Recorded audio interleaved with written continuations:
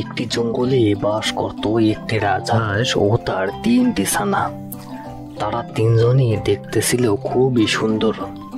একদিন মা হাঁস আরো একটি বাচ্চা জন্ম দেয়, কিন্তু বাচ্চাটি ছিল বাকিদের থেকে আলাদা। বাচ্চাটি দেখতে ছিল সোনালী রঙের, এজন্য মা হাঁস ওর নাম রাখে সোনালী। তারপর অনেক দিন কেটে গেল। একদিন মা হাঁস সোনালীকে বলে, সোনালী বাবা, অনেক দিনই তো হয়ে গেল, এবার তোমাকে তো উঠতে হবে। যাও একটু চেষ্টা করে দেখো বাবা।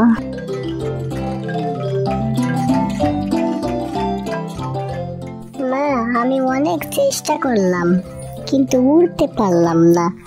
আমার ডানাগুলো তো অনেক ভারী, তাই উড়তে পারছি না।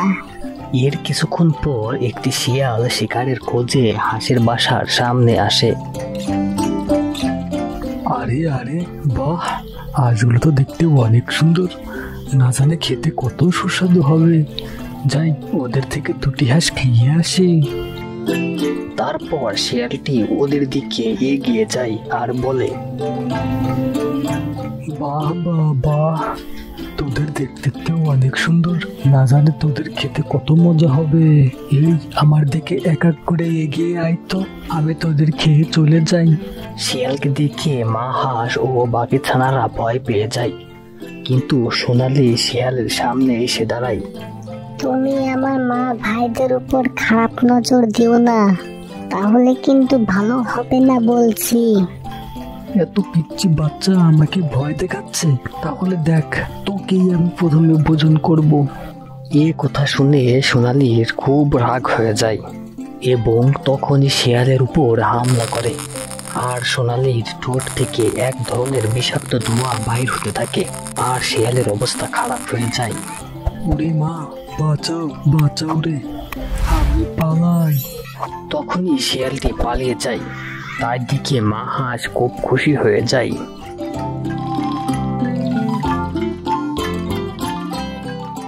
এর মানে তোমার ঠোঁট থেকে বিষাক্ত ধোঁয়া বের হয়?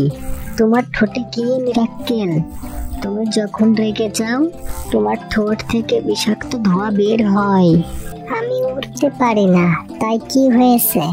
আমি তো আমার পরিবারকে সব সময় রক্ষা করতে পারবো, এটাই আমার জন্য অনেক।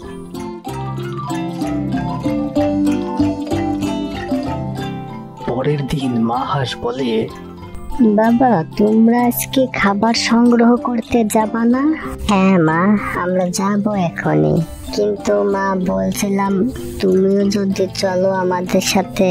তুমি আমাদের সাথে থাকলে আমাদের কোনো কিছুরই ভয় করে না। তুমি আজকে আমাদের সাথে গেলে অনেক ভালো হতো মা। না বাবা, তোমরা 3 ভাইয়ে যাও। তোমরা তো জানোই সোনালী উড়তে পারে না। যদি আমি না থাকলে সোনালীর কিছু একটা হয়ে যায়, তাহলে আমি কি করবানি? আমি তো সোনালীর বিচ্ছেদ সহ্য করতে পারবো না বাবা। মা হাঁসের এমন কথা শুনে ওরা 3 ভাই খাবার জোগাড় করতে চলে যায়।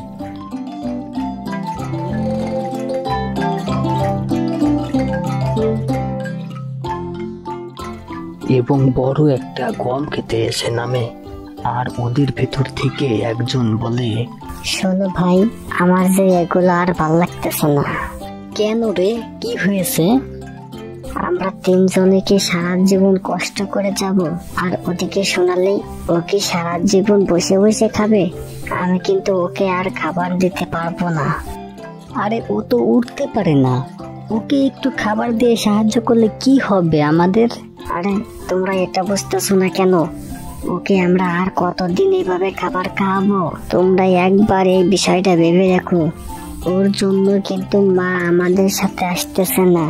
মা ওকে বেশি ভালোবাসে, আমাদেরকে না। বিষয়টা বুঝতেছো? হ্যাঁ, এটাই আমাদের জন্য অপমানের বিষয়। তাহলে এখন আমরা কি করতে পারি? বুদ্ধি তো একটা আছে বটেই। তাহলে শোনো ভাই, তোমরা এটা কি আমাদের জন্য ঠিক হবে? মা যদি কোনোভাবে বুঝে ফেলে এটা আমাদেরই বদ প্ল্যান ছিল। ধুর ভাই, এখন এটা ছাড়া আমাদের আর কোনো উপায় নেই, এটাই করতে হবে আমাদের।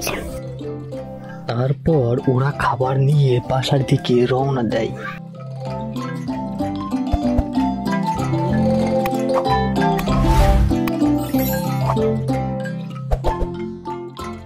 পরের দিন সকালে খাবার আনার সময় হয়ে যায় এবং বাচ্চারা বলে, মা, সোনালি আজ পর্যন্ত বাসা থেকে কোথাও যায়নি। ওর তো ইচ্ছে করে জঙ্গলের ভিতরে বাইরে কি আছে তা দেখার।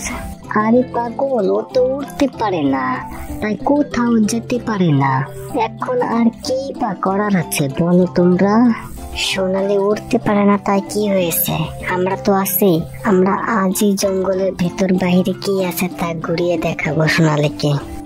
মা, আমি ভাইদের সাথে যাই না, আমিও দেখতে চাই যে জঙ্গলের ভিতরে বাহিরে কি আছে। আমার মন বলছে আজকে কোনো দুর্ঘটনা ঘটবে। আজ তোর যার দরকার নেই বাবা, পরে একদিন যাস। আহ মা, তুমি ভুল ভাবতেছ, আমরা তো আছি, তুমি কোনো চিন্তা করো না। আমরা 3 ভাই একসাথে থাকলে সোনালির কিছুই হবে না। এমন কথা বলে ওরা 3 ভাই লাঠি নিয়ে আসে। সোনালি লাঠির উপর চেপে বয় তো দেখি। তারপর সোনালি লাঠির উপর চেপে বসে এবং ওরা 2 ভাই লাঠির দুদিকে ধরে ওকে নিয়ে উড়ে জঙ্গলের বাহিরে চলে যায়। আর ওদের আরেক ভাই ওদের পেছনে আসতে থাকে। সোনালি উপর থেকে জঙ্গলের ভিউ দেখে খুবই খুশি ছিল। মনে মনে ভাবে, আমিও যদি উড়তে পারতাম তাহলে আমি নিজের ইচ্ছা মতো সবকিছু দেখতে পারতাম।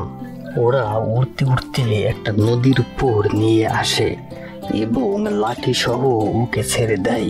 আর সোনালি নিচের দিকে পড়তে থাকে। আর ওদিকে এই সব ঘটনা একজন আল্লাহর ওলি দূর থেকে দেখে নেয়। সে আর দেরি করে না, সোনালির দিকে এগিয়ে আসে আর সোনালিকে তার চাদরে উঠিয়ে নেয়, তারপর মাটিতে নামিয়ে দেয়।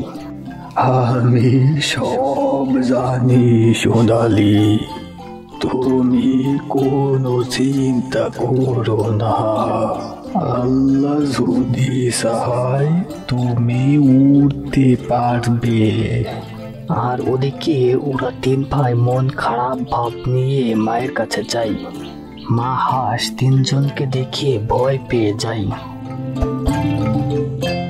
বাচ্চারা, আমার সোনালি কোথায়? আমার সোনালিকে তো দেখতে পাচ্ছি না। সোনালি কোথায়? ওকে কোথায় রেখে যাচ্ছ তোমরা? ওর আবার কোনো বিপদ হয়নি তো বাবা? মা, আমরা সবাই খুবই দুঃখিত। আমরা 3 ভাই তোমার আদরের সোনালিকে আর রক্ষা করতে পারি নাই মা। সোনালির কি হয়েছে বাচ্চারা? তাড়াতাড়ি করে বলো আমায়। মা, আমরা সবাই মিলে খোলা আকাশের নিচে উঠতেছিলাম। আমরা সোনালিকে জঙ্গলের উপর থেকে জঙ্গলটা ঘুরে ঘুরে দেখাচ্ছিলাম। সোনালি বলল নদীর উপরে যাবে। আমরা বললাম যাস না, ওদিকে বিপদ হতে পারে। ও কিছুতেই শুনতেছিল না আমাদের কথা। তারপর আমরা এক পর্যায়ে বাধ্য হয়ে নদীর উপরে নিয়ে যাই। আমরা সবাই আনন্দ করছিলাম, সবই ঠিকঠাক ছিল। কিন্তু সোনালি বলল ভাই আমার উঠতে মনে চাচ্ছে। আমরা সবাই ওকে বারণ করছিলাম, কিন্তু কি কার কথা শুনে। তারপর সোনালি ডানা ঝাপটানোর জন্য লাফ দেয় আর অমনি নদীতে পড়ে গেল। তোরা 3 জনের একজনও কি সোনালিকে ধরতে পারলি না? মা, আমরা চেষ্টা করেছিলাম কিন্তু ধরতে পারি নাই। আমাদের চোখের সামনেই সোনালি নদীর পানিতে ডুবে গেল। আমরা কিছুই করতে পারলাম না মা। হে আল্লাহ, আমি এখন কি করব? আমি তো সোনালির বিচ্ছেদ সহ্য করতে পারবো না। আমার সোনালি, তোকে আমি কত করে বলছিলাম যে তুই যাস না, আমার কথা শুনলি না বাবা। তোকে কি আমি আর কোনোদিনও ফিরে পাবো না সোনালি? সোনালি, তুমি আমার চাদরের উপরে উঠে আসো তো দেখি। তুমি এখন ডানা ঝাপটাও তো, দেখবা আল্লাহ তাআলার কুদরতে তোমার ডানা ঠিক হয়ে যাবে।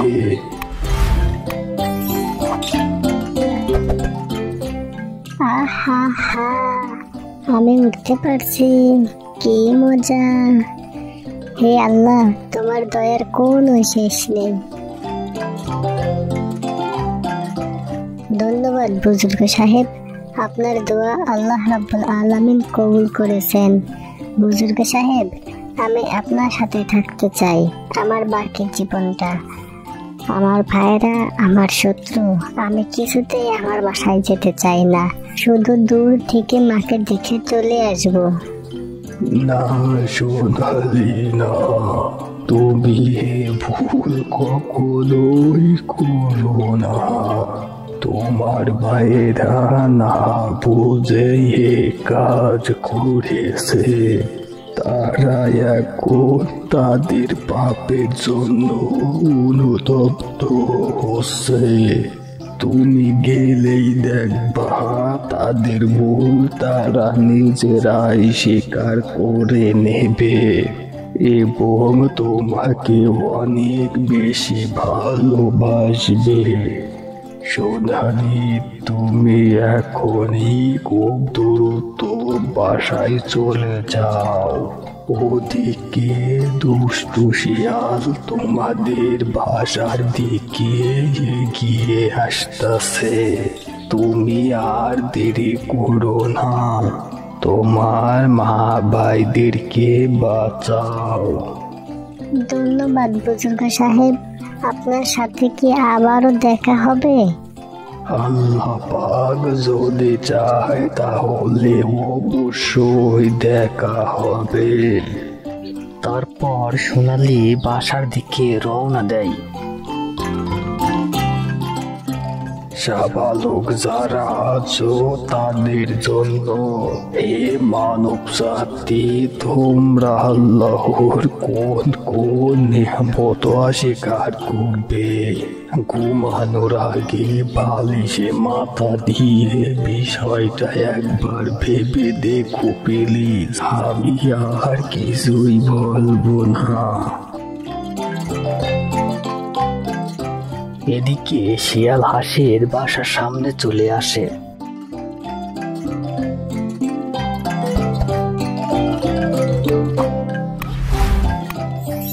হা হা হা, শুনেছি সোনালি নদীতে ডুবে মারা গেছে। খবরটা শুনে আমার খুবই খারাপ লাগলো, আবার আনন্দও পেয়েছি বটেই। ওই বেটা সোনালির জন্য তোদেরকে আমি সেদিন খেতে পারি নাই, এখন তো তোদের খাবো। তোরা তো এখন আর আমাকে কিছুই করতে পারবি না। হা হা হা। শিয়াল যখনই ওদের খেতে চায় তখনই সোনালি ওখানে এসে হাজির হয়ে যায়। আরে বাপরে, এ ফিরে এলো কিভাবে? দাঁড়া বেটা, তোকে দেখাচ্ছি মজা। তারপর সোনালি শিয়ালের উপর বিষাক্ত ধোঁয়া ছেড়ে দেয়।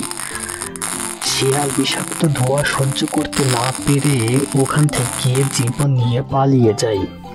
সোনালি বাবা আমার, তুমি কোথায় ছিলে এতদিন? আর তুমি নাকি মারা গেছো? তুমি আমাদেরকে মাফ করে দিও মা। মা, আমি সব বলছি। মা, আমরা 3 ভাই পাপ করেছি।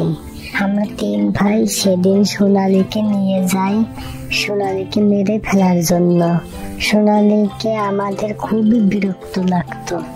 আমরা 3 ভাই ভেবেছিলাম সারা জীবন আমাদেরই কষ্ট করে যেতে হবে, আর সোনালী আরাম করে ফিরিতে আমাদের খাবারগুলো খেয়ে নিবে।